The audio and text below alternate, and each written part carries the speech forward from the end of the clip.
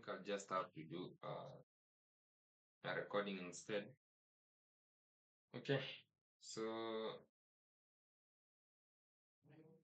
today I want we'll be focusing on now development. Last time we covered CSS and we had covered HTML. So it's time to get into the actual development. We see how everything comes together.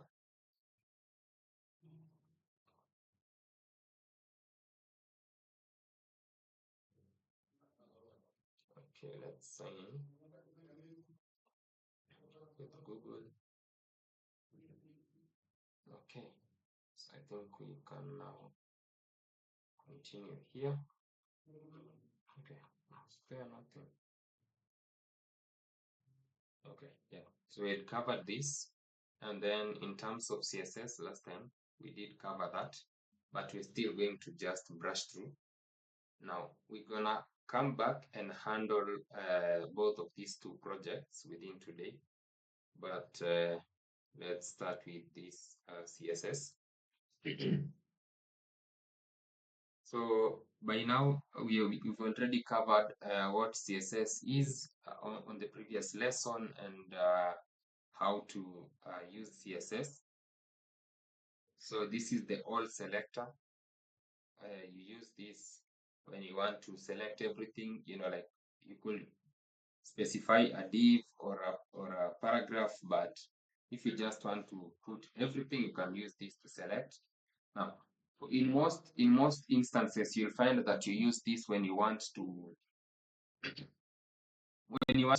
remove some basic defaults. You see, like when you put, let's say, a div or maybe a paragraph or a heading one, you find that they come with their own defaults in terms of padding, margin. So you find that if you want to reset everything, you use this. You can say, like, you use this and you can say here maybe something like margin 0, padding 0. That will make sure that everything that you use in HTML is not going to take the browser defaults, so that you can specify each of them. In terms of type selector, a type selector or an element selector will select all elements for given type. So in this scenario, you have these divs, and you can say you want div to have color white. So this color is used to change the color of the text. And if you wanted to change the background, then you'll have background color. And then you can use their classes and IDs. So in classes, they are used for general. They select everything that has that class name. So this is useful, like, let's say when you have an e-commerce site and you see like the cards that contain each product, they need to contain the same width, they need to follow some styles. Then you can use you can call each you can create a class known as product card, and then in here you can give it a class product card. So each of them is going to follow the same. ID is useful in terms of when you want to target a single thing, and this is mostly used when you want to. Have you ever gone to like, this is a very nice example. If I click on basic syntax, it takes me to basic syntax. I click on selectors, it takes me to selectors. So you see properties to get started with it. So this is a nice example of ID. So ID, since ID can only be used on one element, then it can also be used to identify elements. So you can see in here, you can see we have hash selectors. If I click on basic syntax, you see we are in hash basic syntax. So this is the ID. And it's useful in terms of offering this navigation within the same page. Or even if someone is navigating to another page, it will help them navigate to a specific section of that page. So that is ID. And then the grouping selector, of course, this is just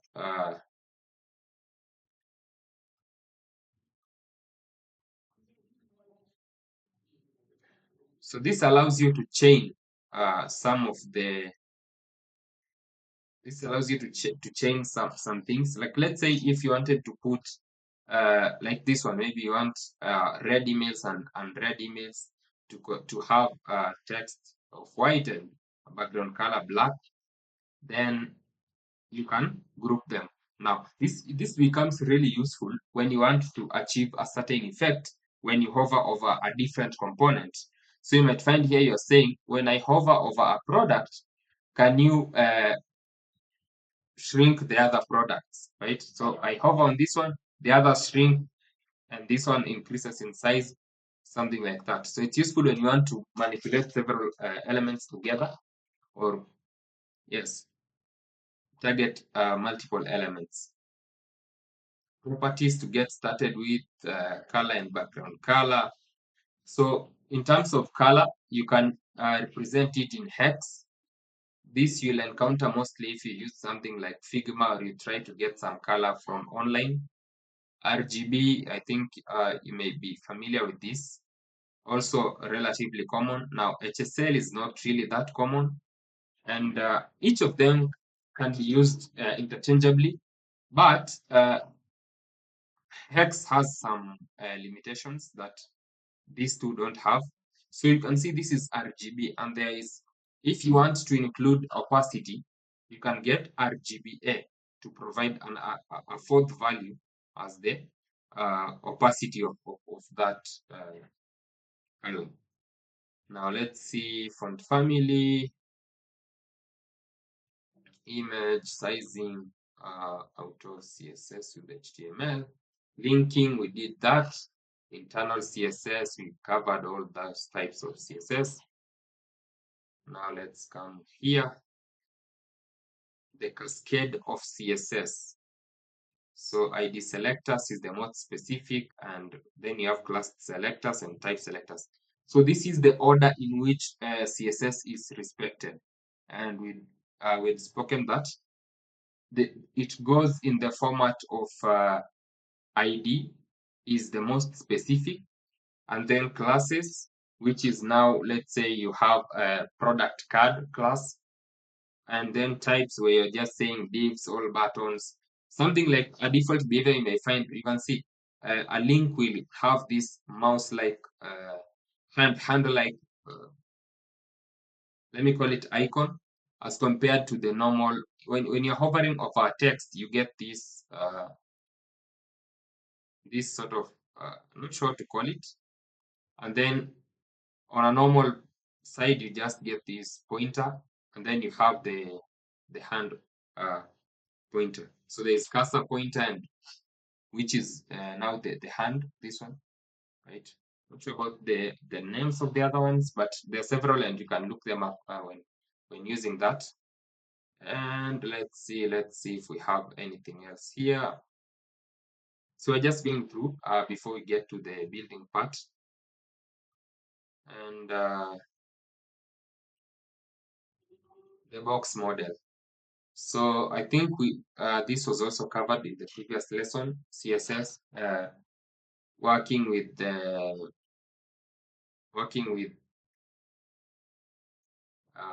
grid and flex when dealing with adjusting layouts. So yes, HTML and CSS, for you to be familiar with them, you don't have to study hard, you just have to practice a lot, and a lot at that, so that you keep getting better and better. So introduction to the flexbox, we've already covered that, and the difference between in terms of shrinking. Yeah, so this is also something else. I think in the previous example we just had CSS deciding how it's going to grow and shrink, of which that was in equal. If you have 3 containers, that was a third in each. But you can also control how you can also control how each of them will grow. And as you can see here, when you specify the second one, you can say that this one you want it to have a ratio of 2, while the other ones have a ratio of 1. That will help. You can see that will help grow. And in this scenario, let's see, you have shrink 0. So this means this one is not going to collapse. So you have flex grow, and flex shrink. You can use either of those to control the behavior axis. Now you can also specify the flex direction, alignment. This is specifying where either left, right, center, start, end. So with this one, now this is the project landing page, right? Now before we come to this landing page, let's go and take a look at go back to foundations, and then let's start with this recipe, right? So with this one, let me create a folder real quick that we're gonna use.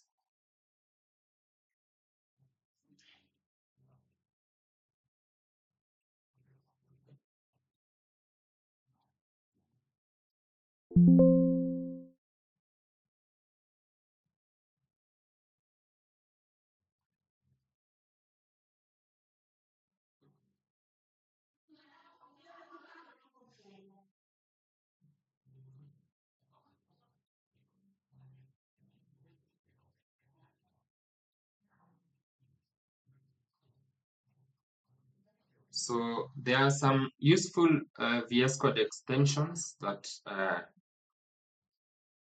help you when you're doing some development. So let's take a look at some of the extensions that I have on my device.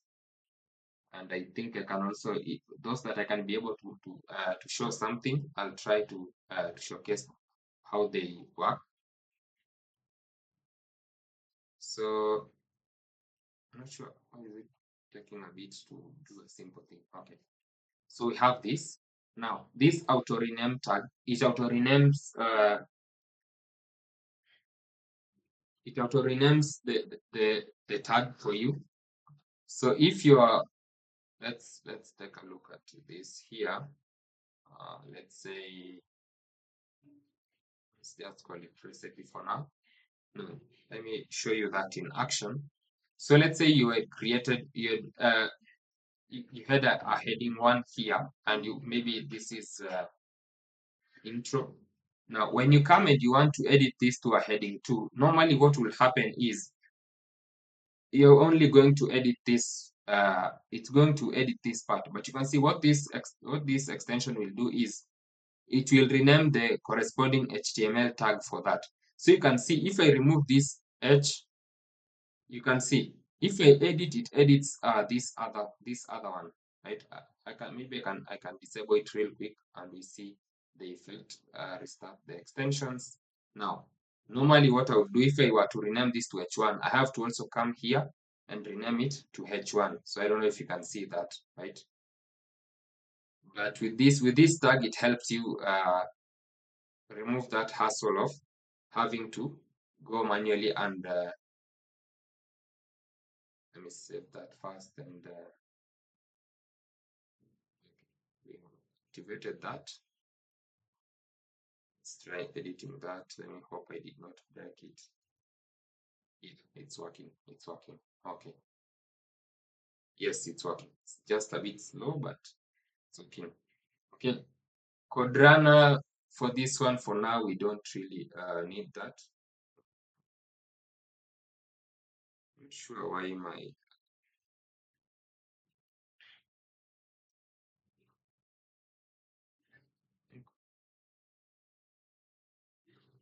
machine is running really slow today. It's wrong. 95% CPU usage. I don't know what's eating up all this. So, because this is a simple HTML file and the extensions are struggling to run. Okay.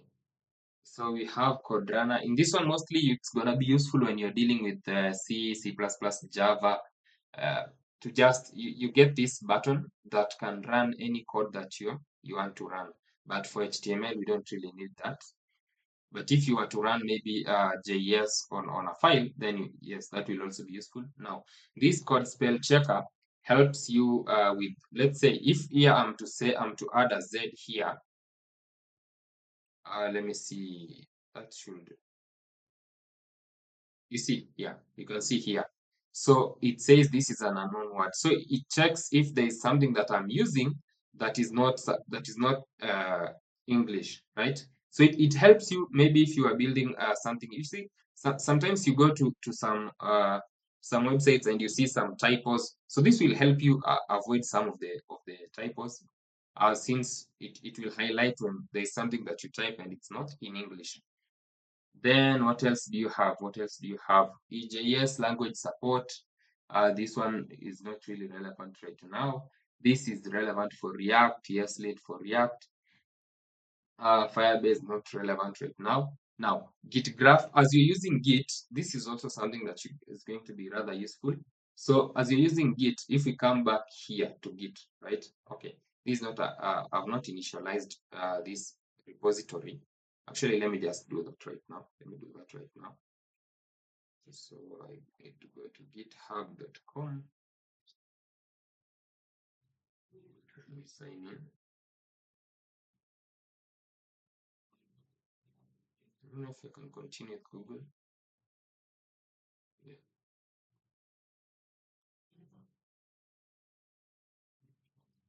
Okay. Center code.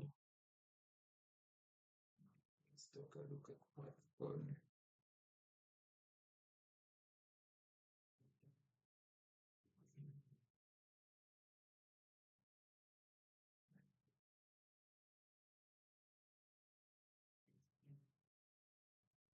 Okay. Okay. So I think we have this intro over here. Did we push anything? Okay, we didn't push anything. So I think we can clone this. I think we can clone this. So we get that, and so let's clone it here. So you open in a new terminal.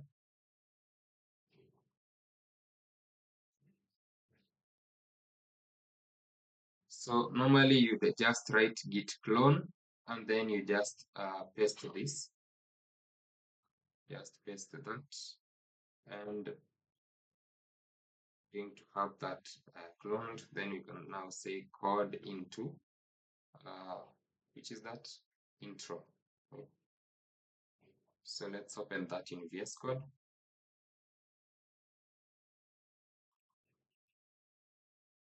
Okay, we have this over here.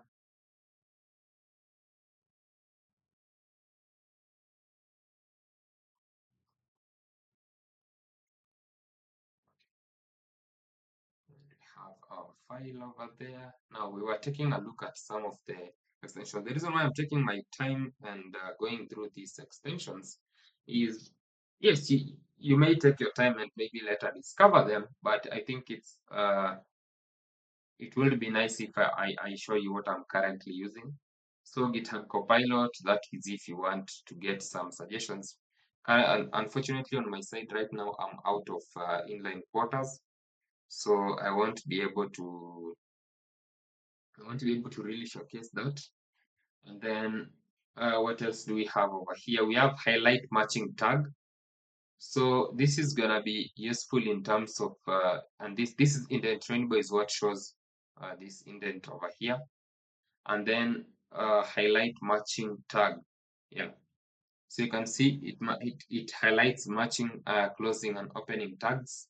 Will be useful when you have different colors later on.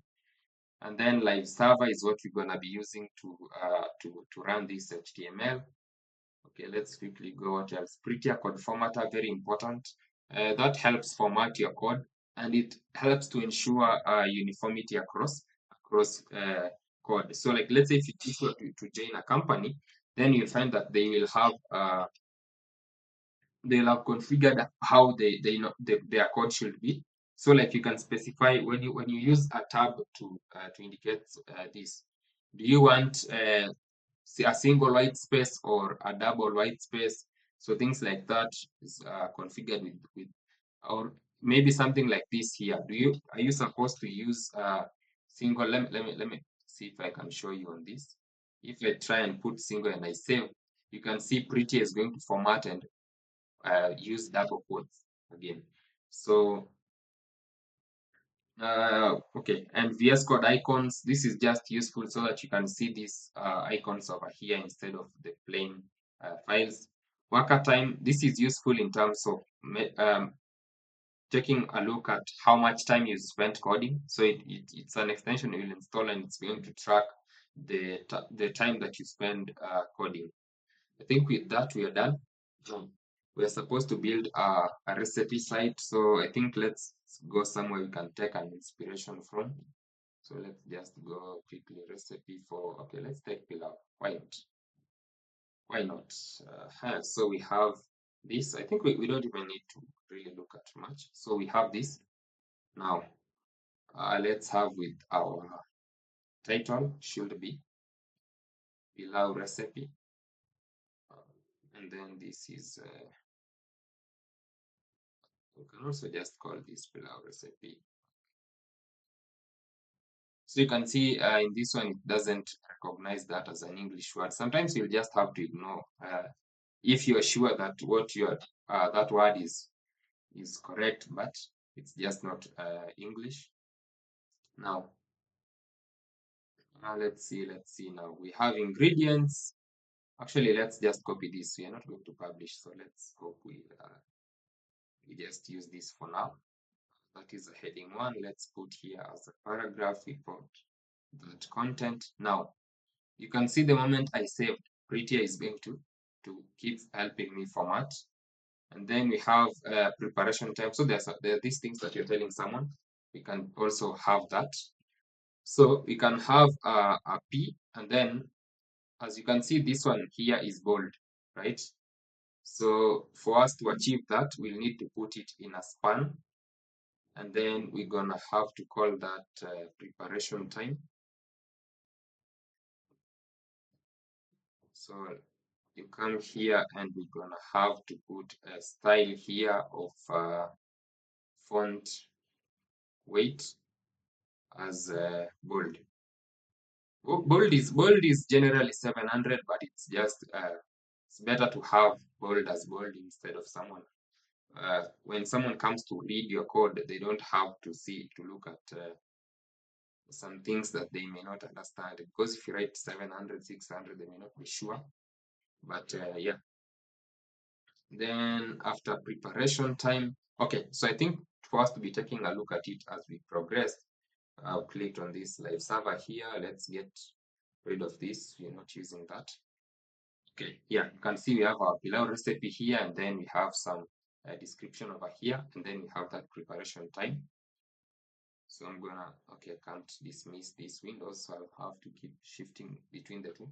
Now this is telling us that we're supposed to be 20 minutes. So let's have this here.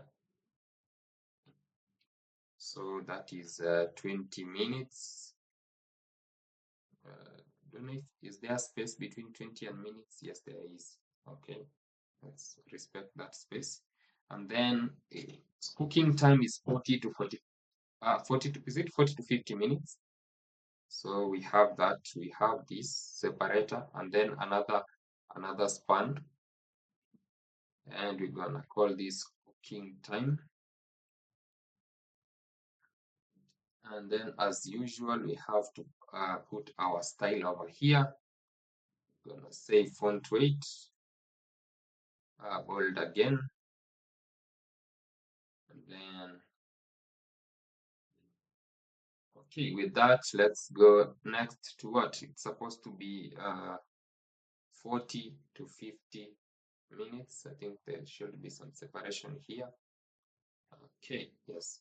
So we are okay on that regard.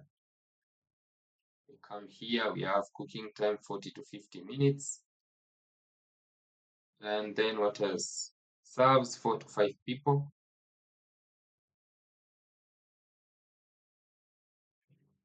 So we're gonna have this one again, another span. And we're gonna say it serves. I say server serves then style again, font weight, and we're gonna go with bold,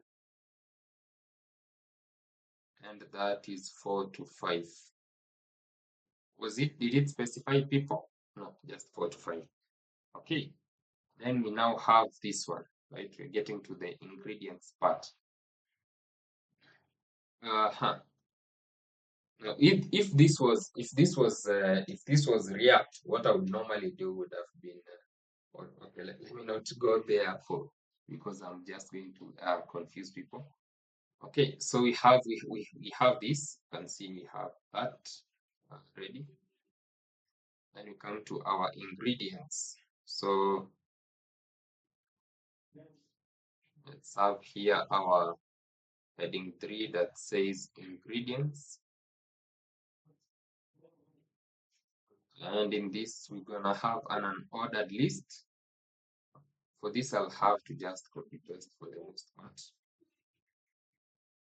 So let's do a quick copy paste.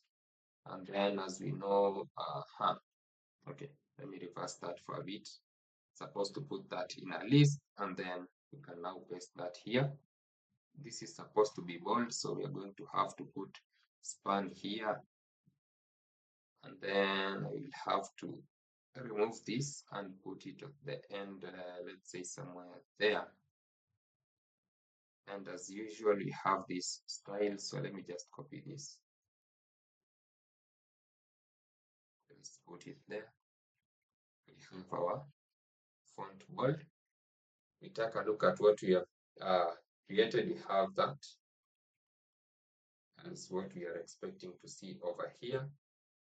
So I won't write all of them, but you can also just do this, a simple copy line down. So this is also another shortcut that you can use. You use Control and Alt and arrow down. Sorry. No.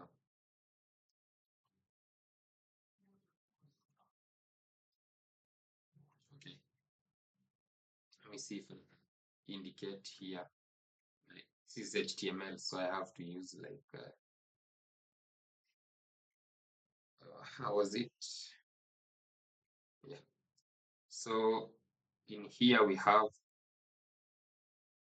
Shift plus that is Alt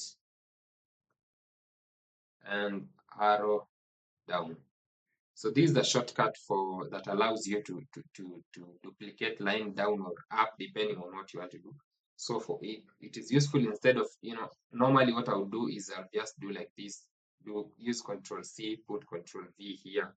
But instead of that, I can just use that Shift, Alt, and arrow down, and it will duplicate that. Then did I copy this? I think I did, but let me just copy it again. Then I'm going to have to come and replace from here up to here. And then, is it the entire? No, just the word rice. So this part, I'm going to remove this part and come here and call this rice. Okay, yeah. So you have an unordered list with the list items in here. We take a look at what we've created. You have it like that. Then instructions is supposed to be ordered because the order matters. So in instructions, let's come here, add another H3 that says instructions. And then we add an ordered list. The first list item is going to say prepare the meat. Okay, and we switch here. Now, let me just copy this one to avoid having to redo all that. I can just, okay, I had copied that, so I have to come back here to my clipboard. And then this part of prepare the meat, I have to move it here. And let's take a look at our step 1 is okay. So in terms of creating a recipe, adding a heading, making something bold, adding an unordered list, adding an ordered list, that is okay. Maybe you can put a pilau image over there. So let's take a look at one which looks okay. Let's just take this one. The resolution is okay. Copy image address, that is what you want. And then at the, yeah, just after that description, we're gonna have to put our image here. So we're gonna put our image. The src is that. The alt is gonna say this is just say this is a pilau. So this will allow, if let's say the image cannot be found, or maybe if maybe even someone who's blind, right? So they can't see the image. If they're using a screen reader, it's going to read them this alt so that they can know what image was supposed to be there. So let's save this. And you can see we have our image over here. So by default, it's just going to appear the way the image, according to the image dimensions, but you can be able to limit that by specifying the width. So maybe you can say we want it to have 400 pixels and the height to be 300 pixels. And we save and we come back here and you can see. And something else, you can see that it's going to distort the image if it's not in the direct proportions that the image was supposed to be. So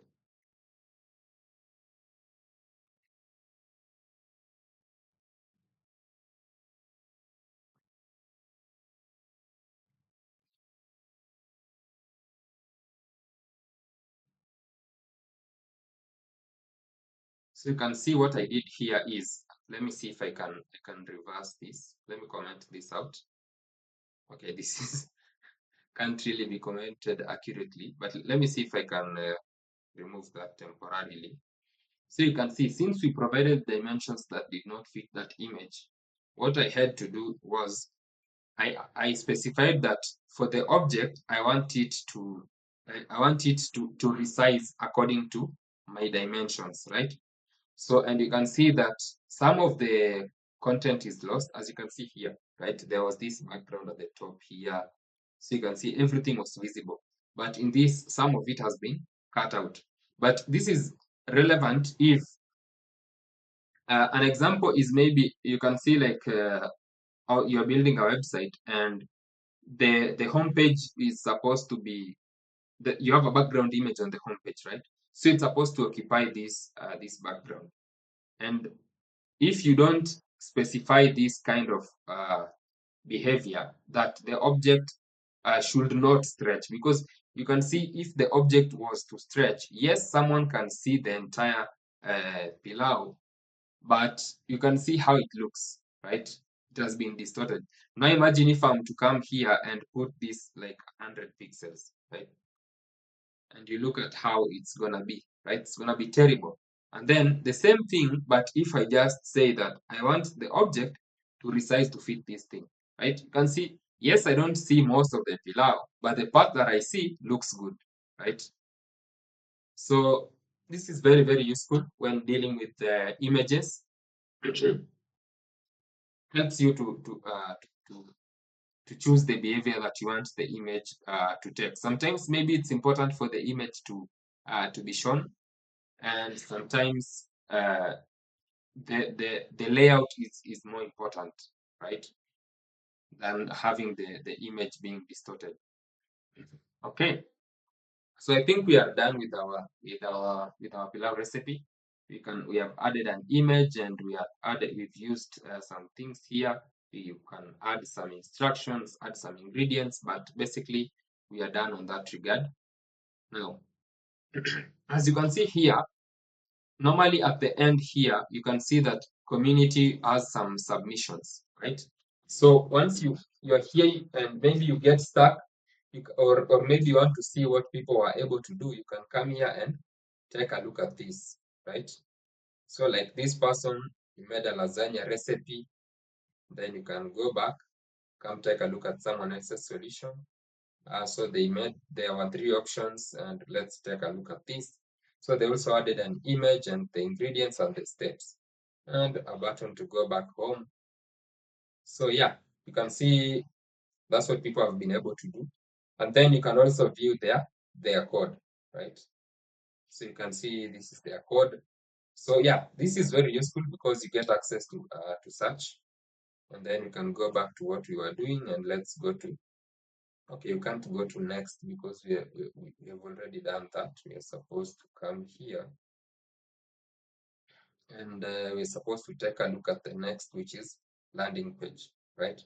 So by the time you're doing landing page, you see, if you can see here, we are not doing any styling, right? But when it comes to landing page, you've already learned CSS, so you're supposed to make it look good. Okay, so for a landing page,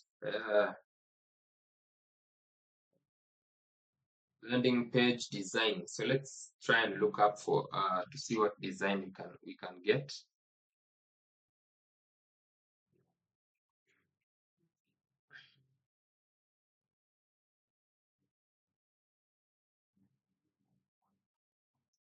Okay, so let's see.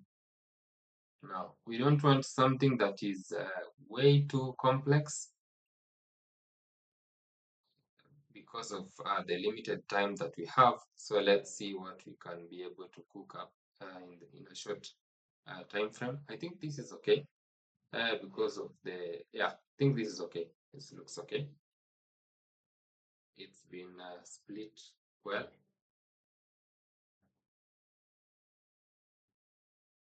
So I don't know if this platform allows borrowing the interface. Not sure about that, but okay, let's try to sign in and see what we get.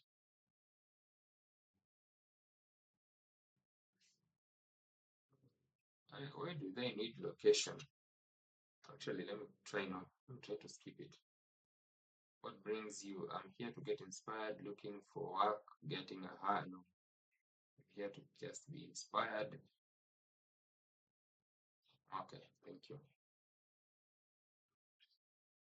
So I don't know. This is a video, right? And then full preview. Here's the details. Check it out. Okay, so this is it. Can I save the image? Okay, let's just save that and okay, no problem with it being downloads. Okay, then let's open that using photos always.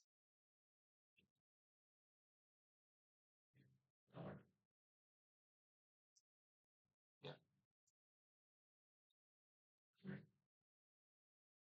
So this is what you're supposed to build. Now, one thing that let me bring up Notepad.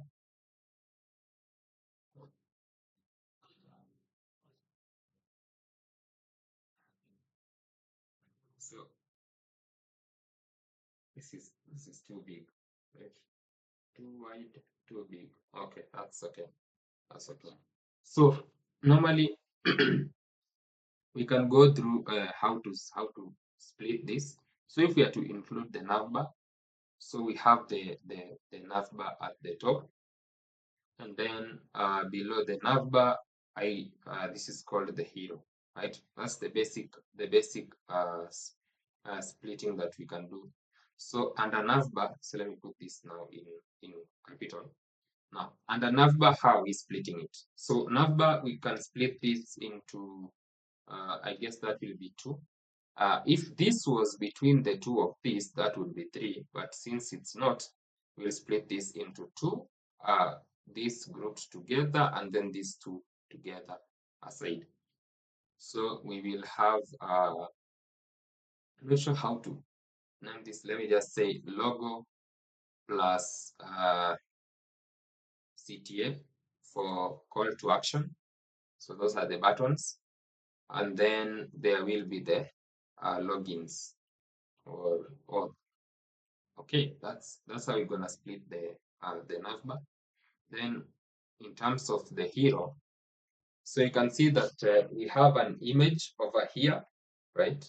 We have an image, and then in this side we have this text followed by this smaller text in this one and this one, right? So I can say here hero, let me say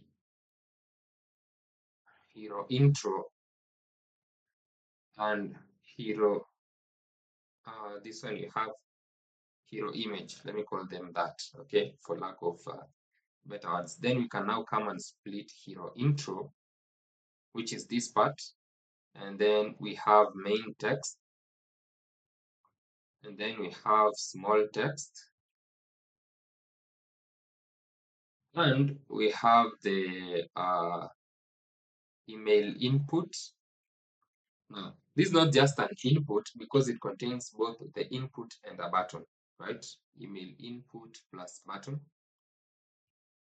And then we have, let me call them companies or partners. So this is the basic how I'm splitting this website.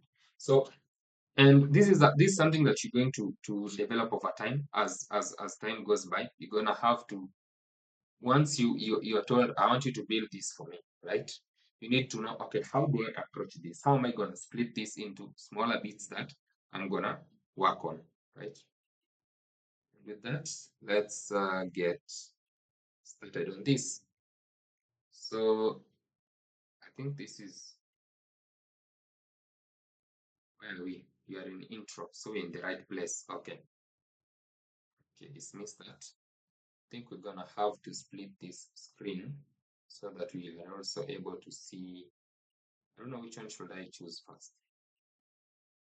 Okay, let's put the image there as well and zoom out a bit. Actually, the code doesn't have to be that big, so let's split it halfway. Let's split it halfway, right? Yeah, that's okay. And then for this split, you can just have it there. It will disappear from time to time, but let's see. Now we get started. Use that this at the symbol at number 1, the exclamation. Then you press enter. You're gonna get that. In here, we are going to call this a landing page. And then once we get started, in here, we're going to have something known as a nav for navbar, right? Actually, before I have the navbar, what I normally have is header, right? So you normally would find you might have a header and a footer. So this will be at the bottom, the header will be at the top. So under header now, we're gonna have a logo, right? A logo. The logo is going to say FinPay. So let me see if I can pull up some random images to use as logo, right? So I'll have to put this in a div, and then I'm going to have an image to contain this icon, and then I'm gonna have this will be text, right? So after that, we're gonna have text that says FinPay. Actually, I forgot. I actually don't need that. Let me see. I'm gonna have to take some screenshots, very low quality screenshots, but they don't have to be that good for what we are doing. So let's take the screenshot. Okay. Now let me see if I can access now that screenshot and move it to where we have our repository. So we have here under screenshots. This is what we just took. Let's copy that image. Now, one thing you can also do is in your terminal, if you want to know where your project is without leaving VS Code and having to go manually check it, you can just say Explorer, and then you say in the current directory, and that will immediately bring you in that folder. So in this folder, the only thing we want to do is paste our image. Okay. And actually, while we are at this, let's just get done with all the images. So the next thing we want to do is take this image as well. So that that is our other image. Now, don't know if I did close the other one. I did not. Okay, thank you. Let's copy that. We can now dismiss this as we are done with it. Put that here as well. I'm gonna have to call these things some names that I can remember easily. So that is our hero image. And then in this one, we're going to call this logo. Okay, that makes it much easier to find them. So in this one, I'm just going to say that we have our logo.png, and this is just going to be called logo or FinPay logo. Let's see, FinPay logo, right? That's the name of the company. Okay, then we can now zoom out a bit for us to continue now on the development. Now, we now have that, and FinPay. Now we can put our browser on the same side as. Let me confirm that I closed the other one. Is it this? Yes, we need to come back and close this one, so that you know they both run on the same port. So we need to close that so that we can start another one. In this time, I'm also going to put this here. Okay, what did I just do? This thing.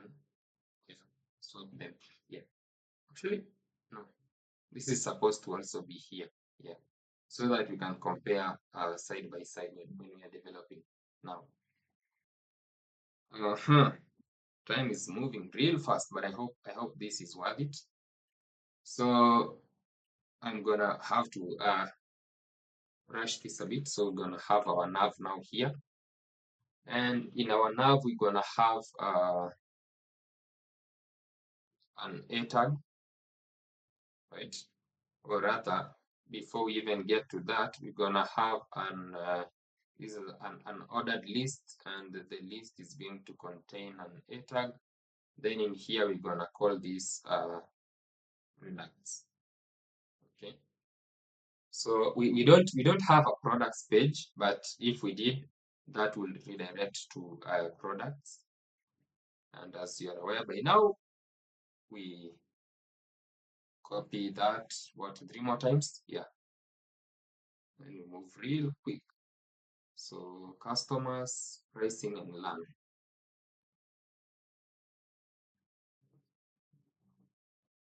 Okay.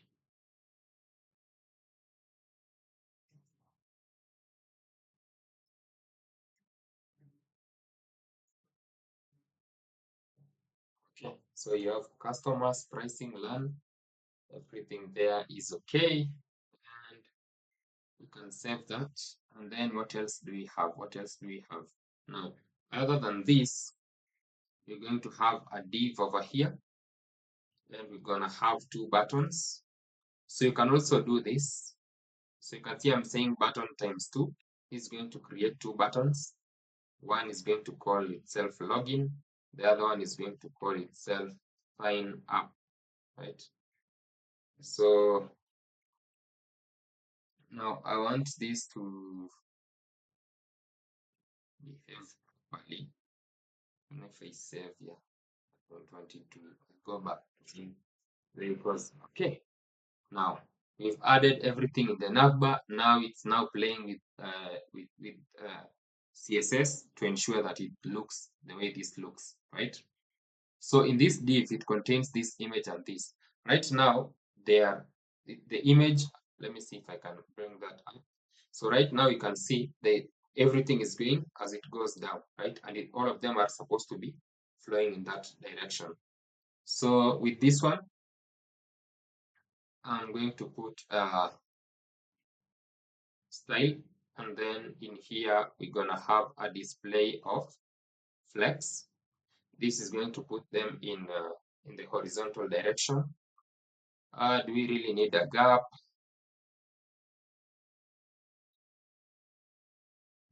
Maybe let's try a gap of 8 pixels and see how that is gonna look like. So this is what it looks like. Now we need to resize that image. It's currently big. So we come here and we give the image a width of maybe something like 20 pixels and a height of 20 pixels. Now, actually, another thing is for something that is square, you can also just give it a size of 20 pixels, right? Let's see how big or small is 20 pixels, but that's no, I think I went a bit back. Yeah, so let's give our width of 20 pixels and our height of 20 pixels. Now, is it too small? Too small? Yeah, so I can just quickly edit that 20, make it 40. Come check. Okay, it's not bad now. It's not bad. It's not bad. I think we can work with that for now. And then our pin pay is rather small, so let's edit that as well. So let's have our font weight to be bold, and then our text.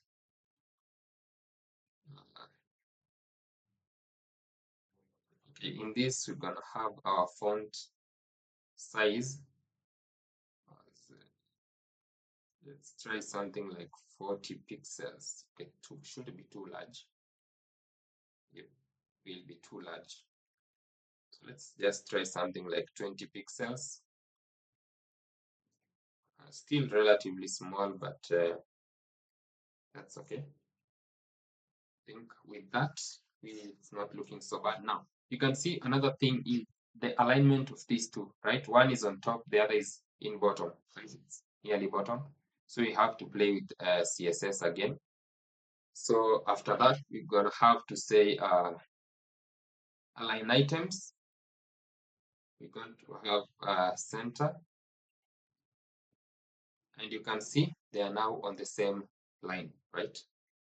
Let's move on to the products. So for this, we're just going to say the header itself. We are going to style it and give it a display of flex. And since we have two things for now, let's not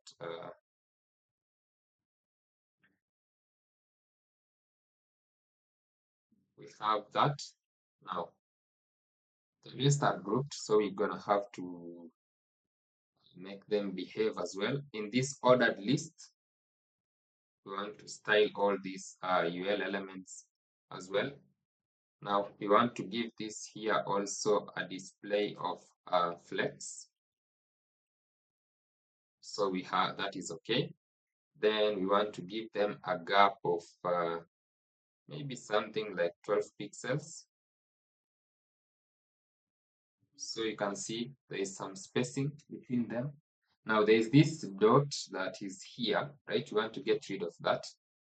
So now on these ones, I need to give them a style known as text decoration.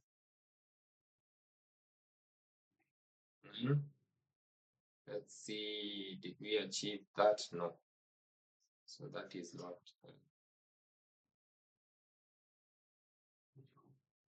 Let's take a look at that real quick. That is what is it called? What is it called? Lists HT. Is it CSS? No, CSS, not HTML. CSS styling lists, list style type. Thank you. Okay, let's see if we can get a good example here. Now, list style type. So in this one right now, we have a circle, right? We want to get rid of that. So let's get rid of this one. Oh, I did not select multiple. So another thing you can also do is you use Control D to select multiple. So you can see I have the cursor in all these four texts and I can just delete them at once. Then list style type. Okay. Not sure why that we got that. Let's see, we achieved what we wanted. Now this should not be down here, right? Let's see where the problem is. There is this nav, and this nav does not know something known as display flex. So we need to to tell it that we are expecting this to go here. So yes, okay. Now you can see again it's on top, the other ones are at bottom. So from here, we need to say align items, center, and then on the navbar, we also need to say align items, center. Right. So with that, everything is on the same line. Now, this is supposed to be at the end here, right? So let's see if we can tell this to do something. First of all, I need to confirm something. So let me try and say background color, red, and see where the navbar ends here, right? I want the navbar to end here. So I'm going to tell the navbar, can you take the width of 100%? So you can see it's now coming up to the end here as we wanted. Now, the reason, you remember when we were looking at the asterisk, and I said that sometimes you see something like this, right? You may not want this space at the end here, right? So that's why I said, you see, you might find sometimes you're coming here, let's say at the head, if you don't want to create a CSS file for now.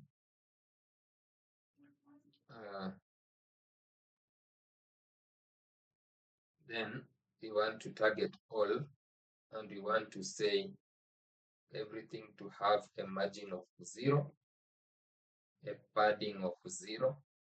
Now, yeah, see what I did there? Used comma instead of that. So before I save, you can see how this button looks. There's some default padding in the buttons, and there's some default padding over here, even though I did not specify anything. Now, if I'm to save this, you can see what's going to happen. Right? Everything is collapsing. This red container is now reaching the very end. But to avoid, because I don't want to style too much on this part, I'll just leave the defaults for now. But that's something that's how you normally use the asterisk to select everything underneath the defaults replaced by the browser. So we come back here. Let's see what else we have. Now, actually, I think it would be much better if I had this VS Code here instead, because I think we are more interested in these two. Then occasionally we look at the other one to see everything as it is. Now you can get rid of this background red. We just wanted to confirm that this is reaching the end, right? Now, so that when we come here, we want this to go at the end, right? So we want to style that. Now, when you give the parent display flex, there are some things that the child can inherit, and you get this align self, right? Let's try one of these self end. Nope, we want not flex end. Let's try self end. Okay, so that did not operate as we wanted, because it's considering this as the end, right? It's considering that. Let's try justify. Not sure. This justify self, does it exist? Okay, now one thing you can also normally do is you can say you want the margin right to be, this is the right side, right? This is our right side. So the margin right to be 0, and then the margin left to be outer, right? So this is one trick that you can use when you're using flex and you want something to go to the end. So you can say that end to have to be 0, and the other one to be outer, and that will automatically place it at the end. Now we see, let's take a look at what we have over here. So we have our in-pay, the navigation links, and then this. Now, I think something that I removed earlier would be under this one, right? Under this list. Let me see if I can. You can see there's this underscore, right? There's this underscore for the links. So let's see if we can get rid of that. So that should be text decoration. Now let's see if we can get rid of that. Did we get rid of it? Nope. So not there. Let me try here before I remove that. Let me try it on the UL, right?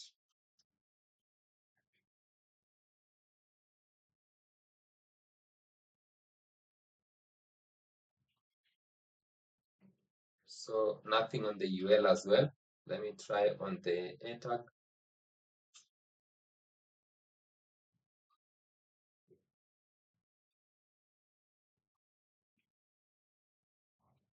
Okay, so it's supposed to be on the A tag. So let me reverse this that I just modified, right?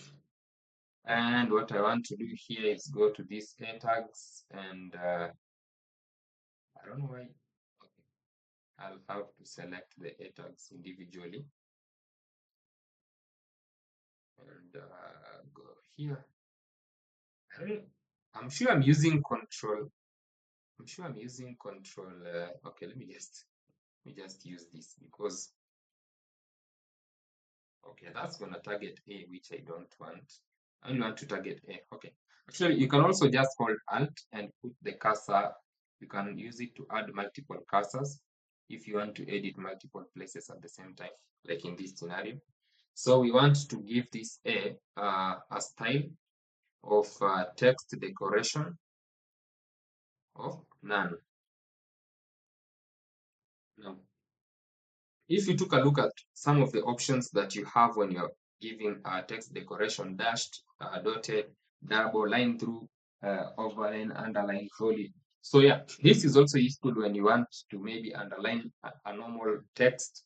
So remember that you have text decoration at your disposal. For now, we just wanted to get rid of that because, as we can see in this example here, that did not exist. So we can put this background color that they have. Let's just get that color over here. Now we can just use the hex. Hex is straightforward in some scenarios. So for the body, for the entire body, okay, not really. Is it really the body really? How we could give it.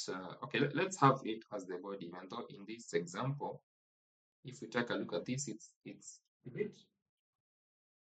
Okay, it's the body because I think we can see this outer side also takes that color, right? Although it does seem slightly different from this, so that you can differentiate. But okay, let's not put it on the body. So we're gonna have to put it on the header.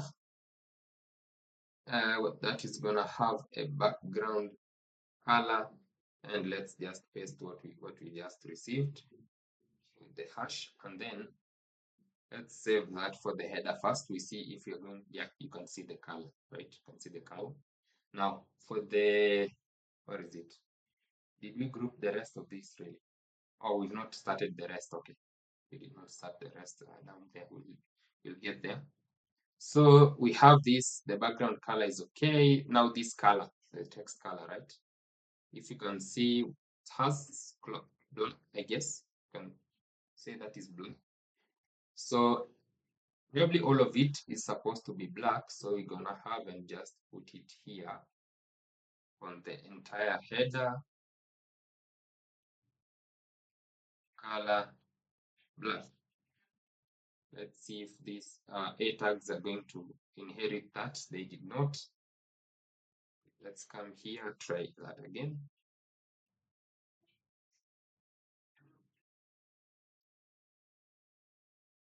So I don't know if they want individual attention. And I don't think I think I won't really go into that. It's much easier to just style them from up here. So I'm just going to say all A tags to have a color of black, right? Yeah, so that I don't have to target each individually. I could have also just put this text decoration here to avoid having to do that on each of them. But also you have to remember that this one, you see, like something like this, you find that what you do here will affect the entire site that you're building if you put something here, right? Okay, so let's see. Let's get on this next part. Now we could give this the blue color that it has been given here. Nothing wrong with that as well. Copy that color. We come back. So if you are seeing me using this color picker and you're wondering what that is, I'm using Power Toy. So if you go to your browser and you search Power Toys, it's by Microsoft. So you can use this link that says GitHub, and then you scroll, you get here releases. So you could go, once you come here to releases, you can be able to download that.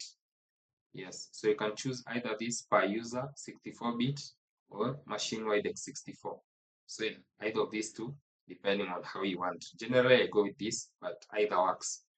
So that it introduces several useful things, something like a text extractor. So let's say I normally you can see if I'm looking at something on the browser, I can be able to, like, you see, when I was doing this recipe, right? I was able to like just copy it, right? But in this scenario, I may not be able to copy like this image. Let's go to this image, right? I can't copy this because it's an image. So what I would do is Windows Shift T, which is allowed by you can see this allows me to do what to copy this. So I think it's blurred, so you guys can see, but I can actually, let me return that image, then come here and paste it so that you can see. So you can see get paid early, save automatically, all your pay. So you can see I was able to extract this text here without having to type it myself. And that is you get that and the color picker. Those are the two things that I mostly use the Power Trace for, to get that text extractor and to get that color picker. So even though I think right now Microsoft has introduced it, the two of them into the Windows, but it's not as good as the PowerToys one. So you can give that a try as well. Let's see. Now we're supposed to come to here, right? I think that will be. I think. Do you guys think time is passing by? Do we stop here and continue next time? You can type in the chat. If you think we should stop here and resume later, because we built this so far, and you can see that time is flying by, right? So you can type in the chat if we uh, stop here or if we continue for a bit. So I want to put this, to give this a background color, what we just copied. And also if you see me bringing up this pop-up, you use Windows V to bring it up. That is the clipboard history. It allows you to track your clipboard history. So yeah, so you can see we have that color, but it's not exactly, if we look at this, right? It's not exactly the same. It's supposed to be white. The text is supposed to be white, bigger, rounded a bit. So color, white.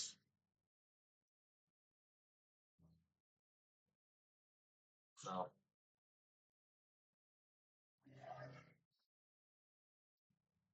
I want to see if we don't have that. I think is it called radius, something radius? Border radius, yeah. So we can have border radius either in percentage or in pixels. So in this scenario, we can try 8 pixels and see how that looks like. So it's a bit rounded. Now, there's some border over here which you want to get rid of as well. So border, none. so that yeah, but you can see it shrunk by a bit.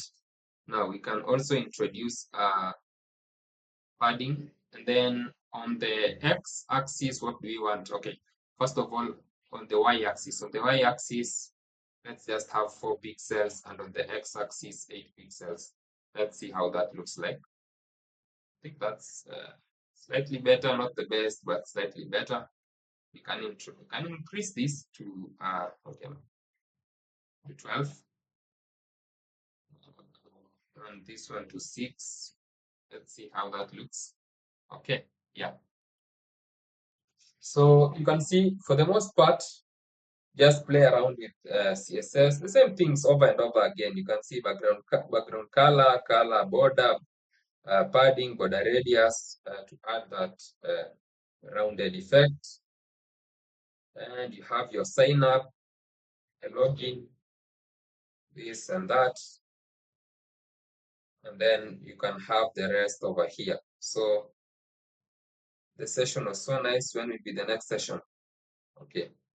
Yeah, so I think next time we'll be meeting will be on Saturday and then Monday. So normally we have the online sessions on Monday and Wednesday, and then we're going to have the physical session, right?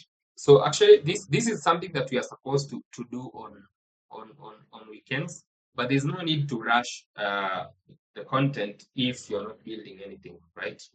So if you've taken a look at what we've done today, hopefully that has been useful.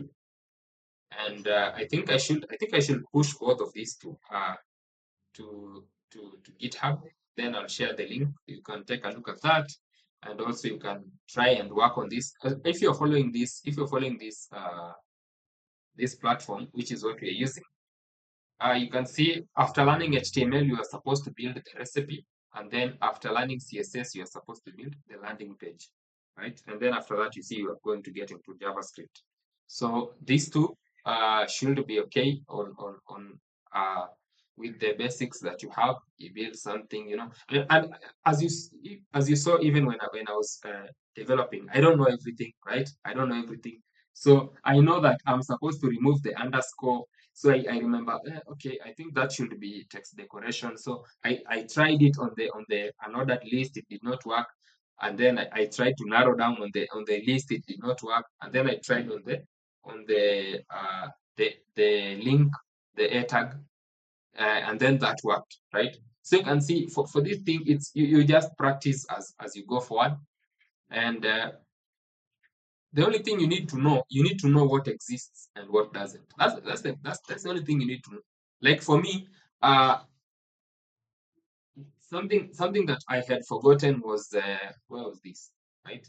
When I was trying to do this, where is this? In this list, right? This list style type. I had forgotten about that, right? So when I wanted to remove that, the dots that come with when you create a list, when I wanted to remove that, I didn't remember what to use. So I just Googled. I don't know if the search, yeah, you can see. I said list CSS, and you take a look at that. So for something that you don't remember, you just Google and you're able to keep. But it's very important to go through the fundamentals so that you at least know what tools are available, right? So as I said, the same things will keep repeating over and over again: background color, border, padding, margin, the same things: display flex, display grid, display block. So something like, yeah, you might find sometimes you want to put something as flex, and then other times you want to remove the flex. So how can you remove the display flex, right? So you can see you can use display block to remove that, or change it back to what it by default is. And I think that is it for today. That is it. I hope thank you for the feedback, Immaculate. Thank you for the feedback. And I think that is it for today. So unless there's any question, let me push this to GitHub in the meantime.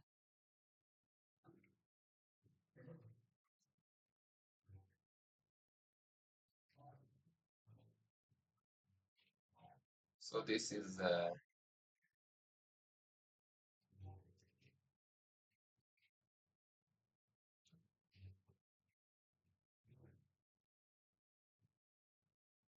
So yeah, I think did I show Git graph? Yeah. So okay, for now it's not going to have a lot of changes, but Git graph allows you to track the history of your commits, right? And this allows you to assuming like I made a mistake and I want to see and maybe revert back to what I had before. So I can come here and see on the first day, what did I have? I only created the readme, right? And I can be able to view this is what I did. And then on the second day, what is this? So in this one, I was pushing that, so I did not really do something on that day. But like in this right now, what I'm doing, and also VS Code also has some help over here in this timeline, right? So you can see, right?